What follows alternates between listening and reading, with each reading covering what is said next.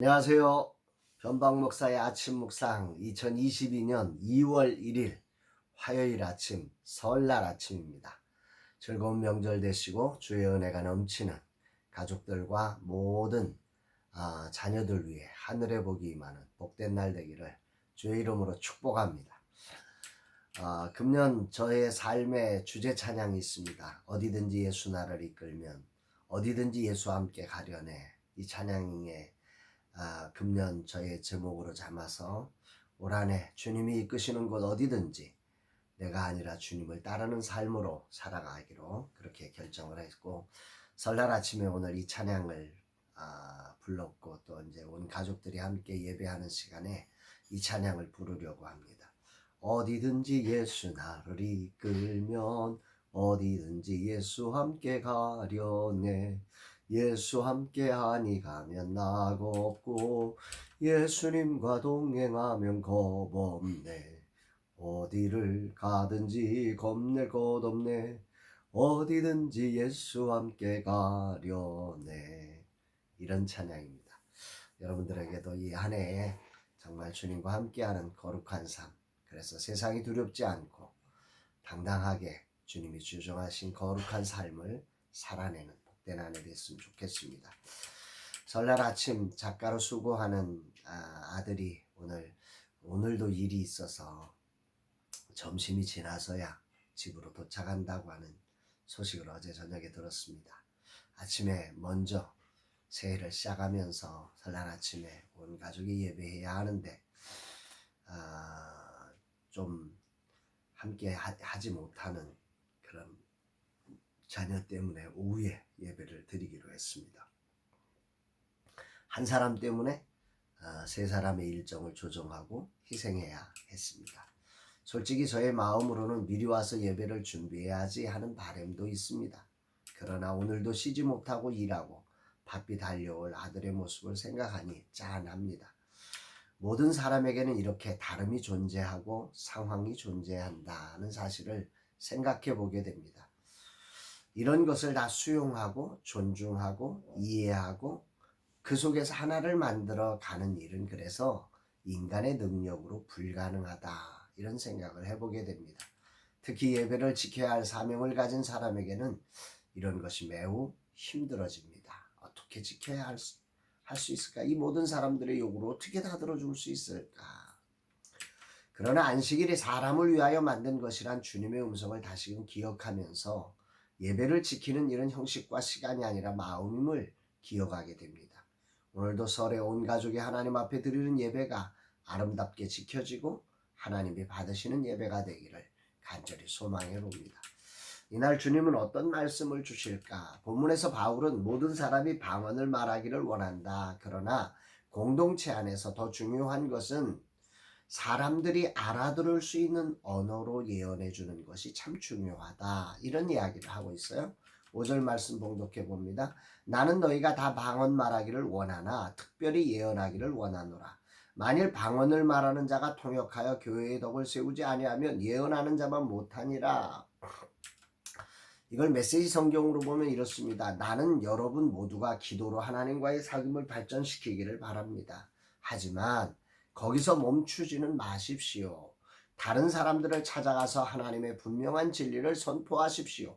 여러분이 말하는 것을 모든 사람의 유익을 위해 통역해 주는 사람이 없다면 비밀한 기도의 언어로 하나님의 임재를 경험하고 구하기보다는 모든 사람이 알아들을 수 있는 언어로 하나님을 아는 지식과 그분의 사랑에 접근할 수 있게 하는 것이 더 중요합니다. 이렇게 말씀하고 있어요. 방언을 말하는 것이 하나님과의 사귐을 발전시키는, 하나님과 나와의 사귐을 발전시키는 것이기에 매우 훌륭한 은사고 중요한 은사입니다.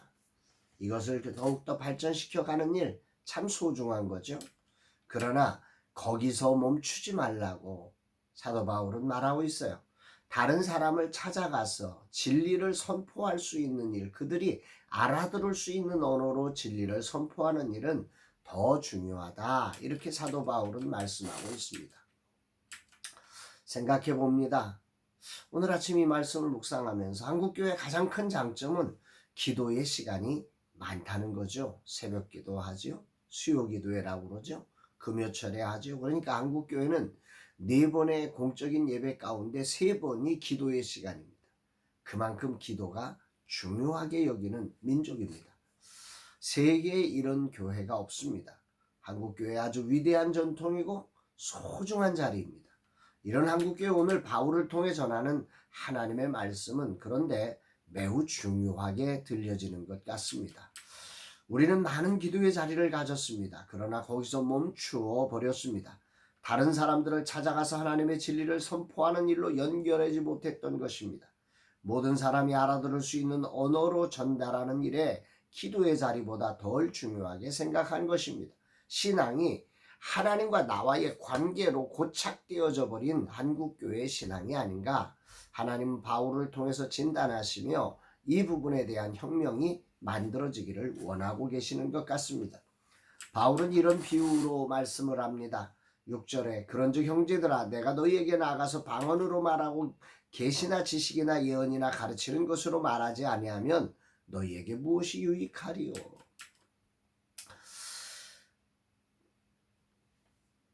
방언으로 알아들을 수 없는 소리로 말하면 그걸 알아듣지 못하는 사람들에게 무슨 유익이 있느냐는 거죠. 알아들을 수 있는 언어로 그 계시를 설명해주고 지식, 예언, 가르치는 것들로 그들에게 알아들을 수 있도록 해야 되지 않겠느냐, 이렇게 말씀하는 거죠.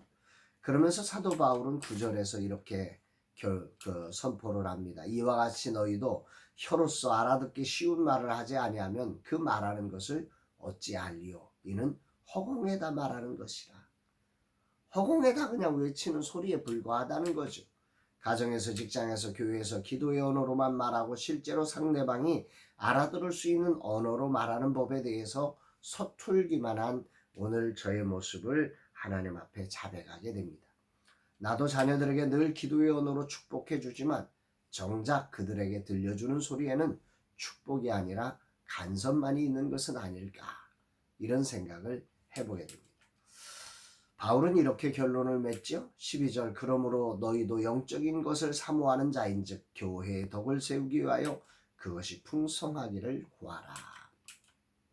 메시지 성경의 번역으로 다시 보면 여러분은 하나님이 하시는 일에 열심히 참여하려고 하면서 어찌하여 교회 안의 모든 이들에게 도움이 되는 일에는 주의를 기울이지 않는 것입니까? 너와 하나님 사이를 더 견고하게 만드는 일은 주의를 기울이면서 왜 주변의 사람들에게 그 하나님의 소중한 진리를 전하는 일에는 그렇게 주의를 기울이지 않고 대충 하느냐, 이렇게 말씀하는 거죠.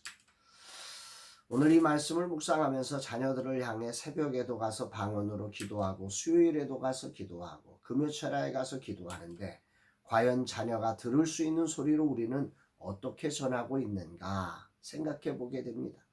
예언하기를 힘쓰라는 바울의 음성이 참으로 귀하게 들려지는 아침이죠. 설날 아침 꼭 필요한 말씀을 주시는 하나님의 은혜에 감격합니다. 그렇습니다. 가정 안에서 자녀들이 알아들을 수 있는 예언을 사모하고 그것을 할 수 있는 사람이 되어야 함을 오늘 말씀은 우리에게 말씀하고 있습니다. 그런 결단을 한번 해봅니다. 오늘 정작 가정 예배를 드립니다. 그저 형식적인 방언 같은 예배가 아니라 모두가 참여할 수 있고 모두가 들을 수 있는 그런 기도와 예언과 찬양이 있는 그런 예배가 되기를 하나님이 얼마나 소망하실까. 주님 오늘 그런 예배가 되게 하옵소서. 진정 하나님이 받으시는 예배로 우리의 예배와 모임과 만남이 변하게 하여 주옵소서. 진정 예언할 수 있는 자가 되게 하옵소서. 이런 고백을 하게 됩니다. 사랑하는 여러분, 오늘 설날 아침 자녀들과 만나고 친척들과 만나고 다양한 만남들이 있는 이런 때에 우리가 정말 사모해야 합니다. 진리를 저들이 알아들을 수 있는 언어로 전할 수 있는 자가 되게 하여 주옵소서. 그래서 우리가 있는 곳에서 정말 평화가 이루어지고 저들이 구원받는, 주께로 돌아오는 하나님이 기뻐하시는 일이 벌어지는 복된 날 되기를 주의 이름으로 축복합니다. 사랑합니다, 여러분.